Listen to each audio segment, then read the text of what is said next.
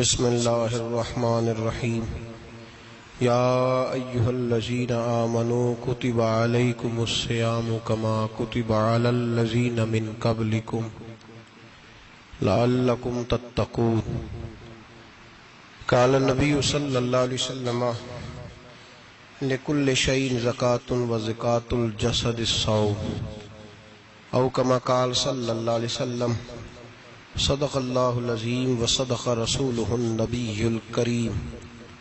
ان اللہ وملائکتہ یصلون علی النبی یا ایہا الذین آمنوا صلوا علیہ وسلموا تسلیما۔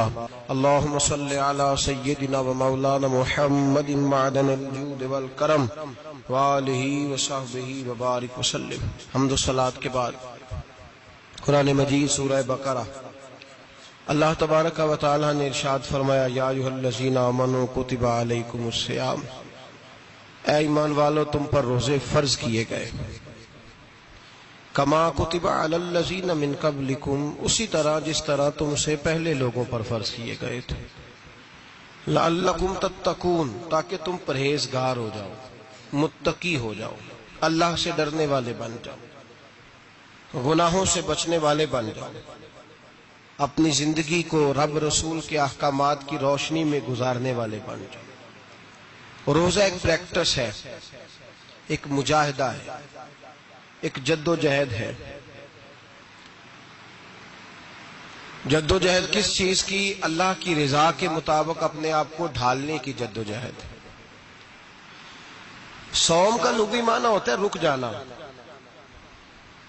حلال رزق سامنے پڑا ہے، حلال مشروب سامنے پڑا ہے، حلال رشتہ بیوی کا موجود ہے، لیکن ان سب چیزوں سے حالت روزہ میں رکنا، اللہ کی رضا کے لیے رکنا، اس کا نام روزہ ہے۔ صوم کا معنی رکنے کے ہیں، پرہیز کرنے کے ہیں، بچنے کے ہیں۔ ہر چیز موجود ہے لیکن اللہ کا حکم نہیں ہے تو لہٰذا کھا نہیں سکتے۔ تو رب فرماتے جب جائز چیزیں تو میری مرضی کے بغیر میرے حکم کے نہیں کھا سکتا، تو نے رکنا ہے تو حرام کیسے کھا لیتا ہے؟ اب جائز چیز کے لیے تجھے حکم ہے، میں کہوں تو کھائے گا، میں کہوں تو نہیں کھائے گا۔ میں نے حکم دے دیا جائز ہے، روٹی ہے، کھانا ہے، گوشت ہے، تیری فریج میں پڑا سارا کچھ، تو با اختیار ہے، منہ میں دانت بھی ہیں، ہضم کرنے کو ہاضمہ بھی ہے، بھوک کی شدت بھی ہے، پر میری اجازت کے بغیر تو کھا سکتا۔ روزہ رکھ لیا، اب تجھے حکم نہیں کہ تو کھائے۔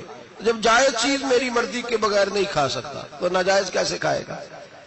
میرے نبی پاک علیہ الصلوۃ والسلام نے اپنے خوبصورت الفاظ کے اندر اس مفہوم کو بیان فرمایا۔ محبوب پاک صلی اللہ علیہ وسلم فرماتے جس نے جھوٹ نہیں چھوڑا، غیبت نہیں چھوڑی، برائی نہیں چھوڑی، اللہ کو اس کے بھوکے پیاسے رہنے کی کوئی ضرورت نہیں۔ وہ کاہے کا رکا ہے جب کوئی کام تو اس نے اللہ کی رضا والا کیا نہیں؟ روزہ رکھ کے دغا کر رہا ہے، روزہ رکھ کے جھوٹ بول رہا ہے، روزہ رکھ کے کم ماپ رہا ہے، تول رہا ہے، دھوکہ دے رہا ہے، رشوت لے رہا ہے، فراڈ کر رہا ہے، حرام کا مال اکٹھا کر کے کہتا ہے اس میں سے چلو 10 دیگیں بھی پکا دیں گے۔ وہ بھائی جو کام اللہ نے تجھے کرنے کو حکم دیا تھا جب تو وہ بجا ہی نہیں لا رہا، مقصد روزہ ہی تو حاصل، لعلکم تتقون۔ روزے کا مقصد یہ ہے کہ تو پرہیزگار ہو جائے۔ میرے نبی پاک علیہ الصلوۃ والسلام کی بارگاہ عالی مرتبت میں 2 عورتیں آئیں، یہ چیزیں کھا لو، کہنے لگی محبوبہ ہم نے روزہ رکھا ہوا ہے۔ فرمایا نہیں تمہارا تو روزہ نہیں ہے، حضور رکھا ہوا ہے روزہ، سحری سے لے کر اب تک کچھ نہیں کھایا، شام تک بھی نہیں کھائیں گی۔ محبوب نے فرمایا ذرا کہہ تو کرو، الٹی تو کرو۔ کہہ کی تو ان کے حلق سے خون بھی نکلا اور گوشت کے لوتھڑے بھی نکلے، پھوٹیاں بھی نکلی۔ نبی پاک نے فرمایا وہاں بیٹھ کے تم نے اپنے جاننے والوں کی غیبت نہیں کی، چغلی نہیں کھائی؟ خاموش ہو گئیں، گردنیں جھک گئیں۔ نبی پاک نے فرمایا تم نے قرآن نہیں پڑھا کہ جو اپنے بھائی کی غیبت کرتا ہے وہ مردہ بھائی کا گوشت کھاتا ہے؟ تو گوشت کھا کے بھی تمہارا روزہ رہ گیا ہے۔ کس طرح کا روزہ ہے کہ صاحب روزہ رکھ کے نہ رکھنے والوں پہ تنقید کر رہے ہیں۔ تراویحاں پڑھ کے نکلے ہیں جو کہتے ہیں میں اکیلا ہی نیک ہوں، باقی تو محلے میں کوئی پڑھتا ہی نہیں۔ یہ کیسا تیرا روزہ ہے کہ تو روزہ رکھ کے تو اس کے مقصد کو نہیں سمجھا؟ لعلکم تتقون، روزہ دار تو وہ ہے کہ روزہ رکھا ہوا ہے، کھانے بھی سے رکا ہے، پینے سے بھی رکا ہے، عمل زوجیہ سے بھی رکا ہے، پھر وہ جھوٹ سے بھی رکے، غیبت سے بھی رکے، بدنگاہی سے بھی رکے، حرام خواری سے بھی رکے ساری چیزوں سے۔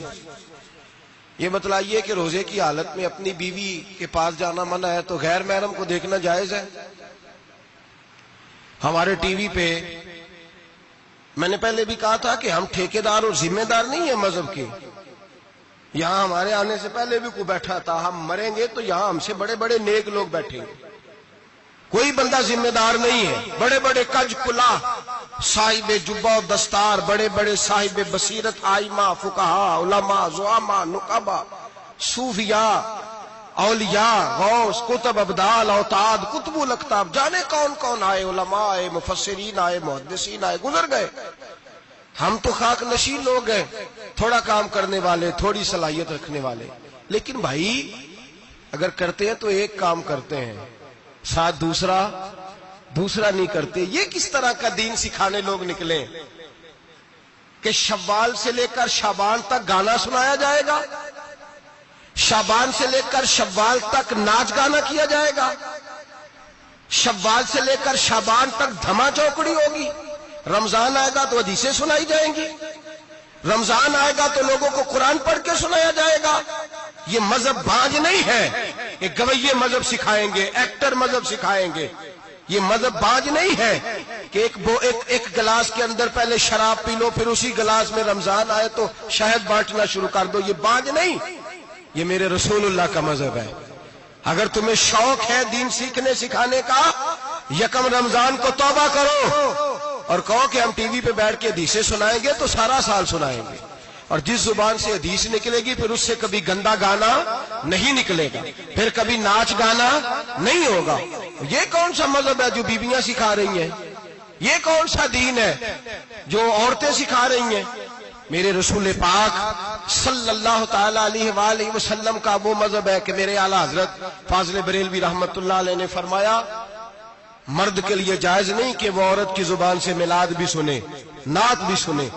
مرد کے لیے جائز نہیں، مرد کو مرد سکھائے گا، عورت سکھائے گی تو عورتوں کو سکھائے گی۔ بے شک آپ سویرے فتویٰ دیجئے کہ چھوٹی سی مسجد میں بیٹھ کے، چھوٹے سے کونے میں بیٹھ کے چھوٹا سا مولوی، اور وہاں تو اتنے بڑے مفتی ٹی وی پہ بیٹھے ہوئے، وہ غلط ہے تو صحیح ہے، کیسے ہو گئے؟ سنو، میرے نبی پاک علیہ الصلوۃ والسلام کے مذہب کا حسن یہ ہے کہ اسلام کہتا ہے ایک نظر بی بی کو دیکھا کسی نے غلطی سے تو معافی ہو جائے گی، دوسری نظر شہوت سے دیکھا تو حرام ہے اس کے لیے، وہ پاکستان کا مولوی ہو یا سعودی عرب کا شاہ ہو، کسی کے لیے عورتوں کے بیچ پھرنا اٹھنا بیٹھنا جائز ہے۔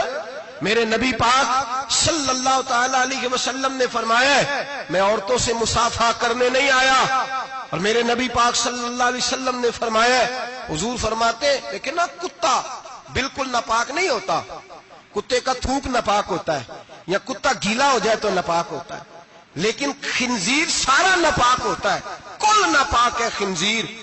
نبی پاک نے فرمایا خنزیر بھی ہو اور گند میں لتھڑا ہوا بھی ہو، پیشاب میں لتھڑا ہوا ہو، گوبر میں لتھڑا ہوا ہو، پخانے اور فضلے میں لتھڑا ہوا خنزیر ہو، اس کا جسم تیرے ساتھ ٹکرا جائے تو اتنا برا نہیں جتنا غیر محرم عورت کا وجود تیرے ساتھ ٹکرا جائے تو برا ہے۔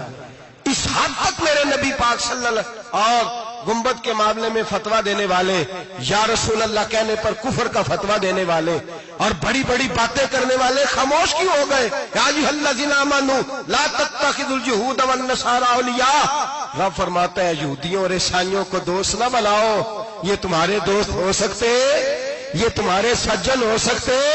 جب عرش کا مالک کہہ رہا ہے سجن نہیں ہو سکتے تو دوستی کی بات کیسے بڑھا رہا ہے؟ یا رسول اللہ ہمارے سجن کون ہو سکتے ہیں؟ فرمایا تمہارا دوست وہ ہو سکتا ہے جو محمد عربی کا غلامی کرنے والا ہو، جو رسول اللہ کی نوکری کرنا ہو دوست ہوگا، دوسرا دوست ہو سکتا؟ کوئی ایکٹر مذہب نہیں سکھائے گا، کوئی گویہ مذہب نہیں سکھائے گا۔ حضرت جناب سیدنا جنید بغدادی، بغداد کے پیر سے کسی نے پوچھا تھا آج سے 1100-1200 سال پہلے، وہ تو زمانہ ویسے نیکی اور پرہیزگاری کا تھا، کہا بابا جی مرد اور عورت نیک ہو، بغیر پردے کے، بغیر حجاب کے، بغیر دیوار کے بیٹھ کر ایک دوسرے کو دین سکھا سکتے ہیں؟ حضرت صاحب بتائیے، مرد اور عورت نیک ہو تو بغیر پردے اور حجاب کے ایک دوسرے کو دین سکھا سکتے ہیں؟ تو حضرت جنید بغدادی فرمانے لگے سکھانے والا حسن بصری ہو اور سیکھنے والی رابعہ بصری ہو تو پھر بھی بغیر پردے کے بیٹھنے کی اجازت نہیں۔ تو مفتی صاحب کو اجازت کس نے دی؟ مولانا صاحب کو اجازت کس نے دی؟ بڑا وہ نہیں ہوتا جو ٹی وی پہ زیادہ آتا ہے، بڑا وہ ہوتا ہے جو رسول اللہ کے دین پہ عمل زیادہ کرتا ہے۔ حضرت عبداللہ ابن مسعود رضی اللہ تعالیٰ عنہ فرماتے زیادہ باتیں کرنے والا عالم نہیں ہوتا۔ حضور پھر عالم کون ہوتا ہے؟ فرمایا پڑھو قرآن، انما یخشی اللہ من عبادہ العلماء۔ فرمایا بڑا عالم وہ ہوتا ہے جو اللہ سے زیادہ ڈرتا ہے، اس لیے کہ رب فرماتا ہے میرے بندوں میں سے جو عالم وہ ہیں جو اللہ سے زیادہ ڈرتے ہیں، خوف رکھتے ہیں۔ تو میرے بھائی رمضان المبارک میں بچنا ہے، پرہیز کا وقت ہے، تو کوئی شخص بھی کوئی شو نہ دیکھے، میری منت ہے آپ حضرات، کوئی شو نہ دیکھے۔ عورت کا تو پردہ ہے، تو ہمیں تو تماشے پہ لگا دیا گیا، عجیب قسم کے ایکٹر آ گئے اور مذہب سکھا رہے ہیں۔ میری اپیل ہے آپ سے کہ سحری افطاری کے وقت ٹیلی ویژن بند رکھیں، کیا چیز کھول کے رکھیں؟ یا قرآن کھول کے رکھیں یا رسول اللہ کا فرمان کھول کے رکھیں، اللہ رسول کی طرف توجہ رکھیں، وہ سیکھنے سکھانے کا وقت ہے۔ چھوڑیں گویوں سے دین سیکھا جائے گا، ہمیں کوئی شکوہ نہیں، یہ پکی توبہ کریں، سویرے آئیں آ کے دین سکھائیں۔ اور میں ان سے بھی اپیل کروں گا کہ آؤ دین سکھاؤ۔ حضرت فضیل بن عیاض فرماتے ہیں میں ڈاکو تھا، کبھی کبھی چھپ چھپا کے جمعہ پڑھا کرتا تھا، پھر میں نے توبہ کی تو سچی توبہ کی، پھر میں نے توبہ کی تو رب کو راضی کرنے والی توبہ کی، پھر میں نے توبہ کی تو چھوڑی ہر شے، غریبوں کا لوٹا ہوا مال واپس کیا، جس کے پیسے نہ دے سکا اس کے گھر میں جا کے اس کی بھینسوں کو چارہ ڈالا، اس کے اونٹوں کی خدمت کی، میں نے قرضے چکائے۔ فرمایا میں سچی توبہ کر کے مسجد آیا، جس خطیب کے پیچھے میں جمعہ پڑھا کرتا تھا وہ میرے ہاتھ پہ بیعت کر کے مرید ہو گیا۔ اللہ تبارک و تعالیٰ نے اپنے بندوں کے دل میری طرف پھیر دیے، پھر تمہیں اس میں انعام دینے کی ضرورت نہیں پڑے گی، پھر تم کٹیا نشین بن کے بھی دین پھیلاؤ گے تو اللہ اس میں تاثیر پیدا فرما دے گا۔